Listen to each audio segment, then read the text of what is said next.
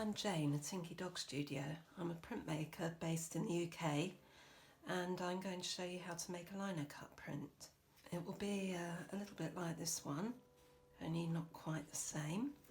And we're going to use the materials that you've received in your crate this month, and I'm just going to give you a quick run through the materials and explain what we're going to do with them. We've got some grey lino here, nice and smooth on one side, and it has a hessian backing, and this is what we're going to use to carve our printing block. We've also got a piece of rubber substitute. We've got a little roller here, and this is what we use to apply the ink on. So we don't use a brush, we use the roller. We've also got here a handle, blades.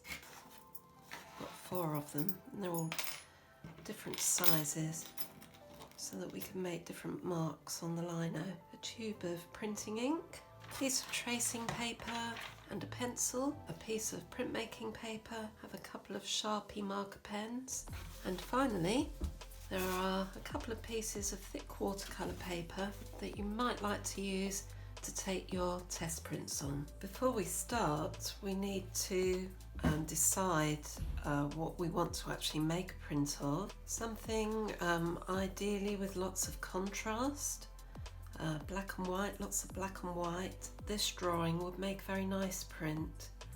I like the composition of it on the page.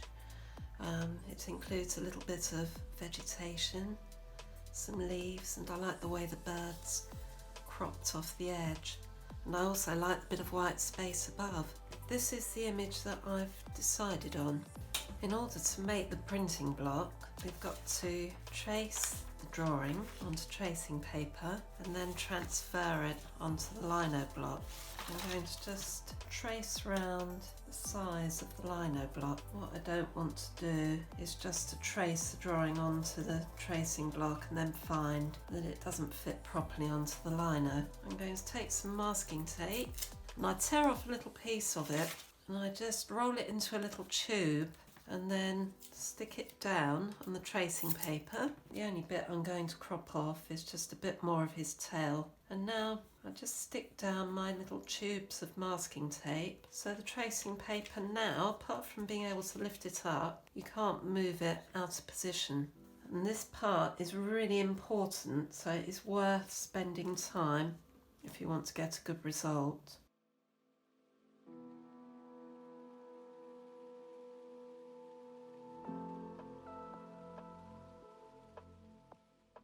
So I think I've finished this tracing now. I'm just going to lift it up just to check. The tracing isn't as detailed as the drawing, but I've got all of the outline in there, so nothing's missing there. So what I'm going to do now is to turn it over so it's a mirror image of the drawing, and then this needs to be placed onto the lino block. So I'm just going to pop those back on, and then I'm going to carefully position the drawing onto the lino so that the cropped parts of the tracing go right up to the edge of the lino block. I'm going to use an ordinary biro to transfer the tracing onto the lino, and I need to press down hard onto the tracing in order to transfer it onto the block.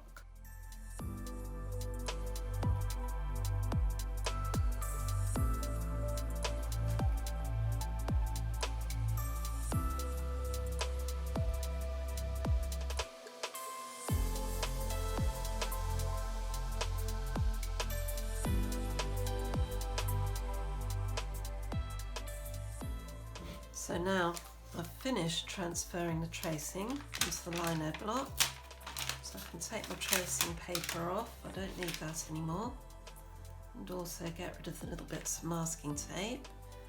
You can see there's a nice clear image on the lino block. The tracing, although it's very clear, I think I need a bit more detail to guide me when I start to carve.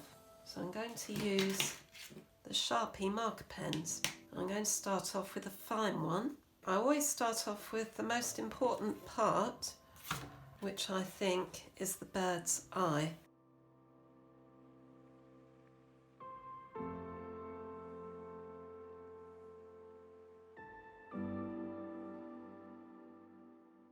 Now I've got my drawing all transferred onto the lino block, we're ready to start carving.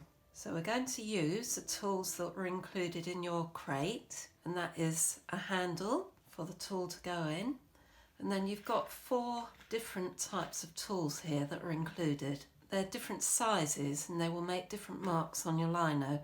So let's get started and I'll show you the technique for carving. First of all, we've got to put the tool into the handle. We loosen the silver bit, slide the tool in, this is a tiny V-gauge one I'm doing, and then tighten it so it's nice and firm and it won't come out. Now when we carve, we try to glide the tool across the surface of the lino, and we do it nice and slowly. So I don't know whether you can see there, but I made a small line there, which doesn't really look anything now, but when you come to ink it over, you will find that that line won't have any ink in it. It'll be like a white line. So this one is the other V-gauge tool that we've got to do the bigger lines. So the thing is to have as much control when you're carving as possible. And you can see that's made a much thicker line. Keep your fingers out the way, don't ever put your hand in front, so just try to get into a rhythm where you're gliding along the lino. I'm going to actually start to carve on my image, and what I always start off with is to carve a thin line around the outline.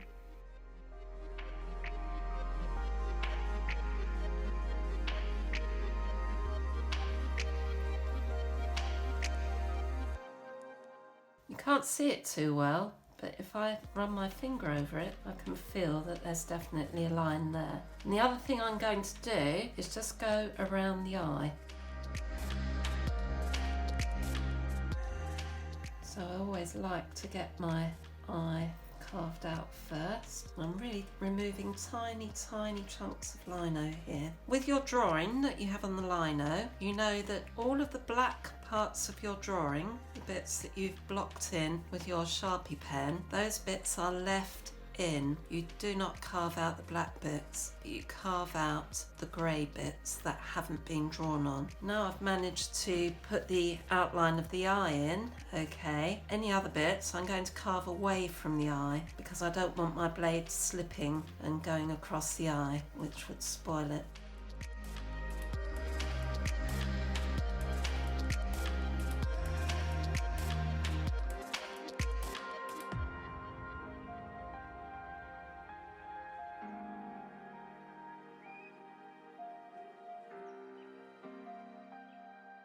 So now the block is completely carved. I think I've put in all the detail that I need. The next thing I'm going to do is to make a test print, and we're going to use this tube of water-based printing ink that was included in your crate. Squeeze out some. I've got a clear plastic sheet here which is good for rolling out ink, but if you don't have one of those at home you can just use an old dinner plate. Just need a smooth flat surface to roll the ink out on. And what I'm doing here, I've got this artist's knife, but if all you have at home is just an ordinary dinner knife, then that will do just as well, just to spread it around. Don't add too much ink to begin with. It's better to start off with less than you need rather than too much. Now to roll it out, we're going to use this little roller. Start rolling out the ink. So I've rolled out a nice thin area here. And now I'm going to start inking the block. Make sure that you have protection for your table. And we just roll the ink all over the block, particularly concentrating on the areas that you want to print with. So on this design, the background is going to be white, mainly white anyway. There might be a few little areas where you'll get a bit of what we call print noise.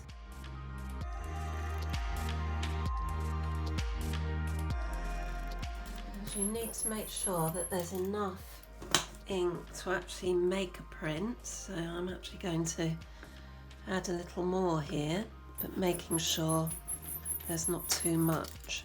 So you look at the roller just to make sure.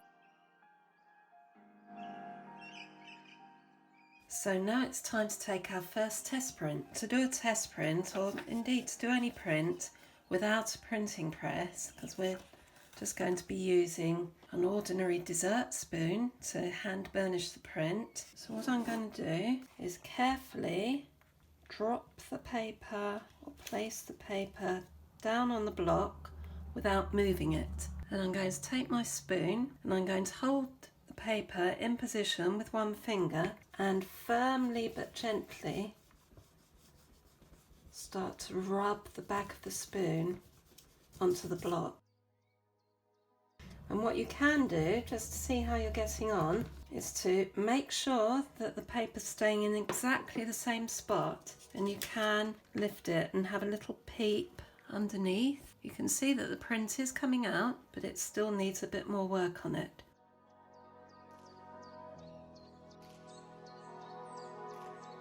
Okay, so now we're going to reveal our print. And for me, this is the best part of the process.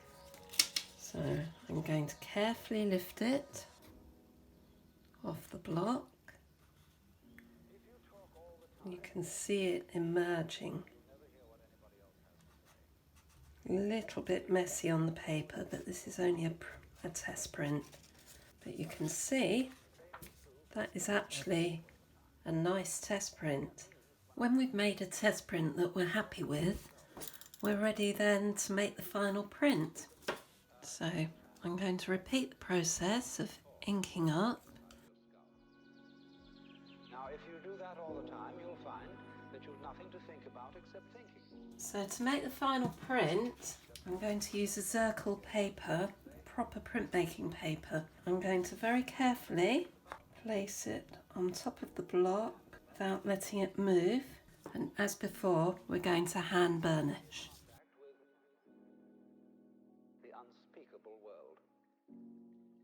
So now we're ready to reveal our final print. So here goes.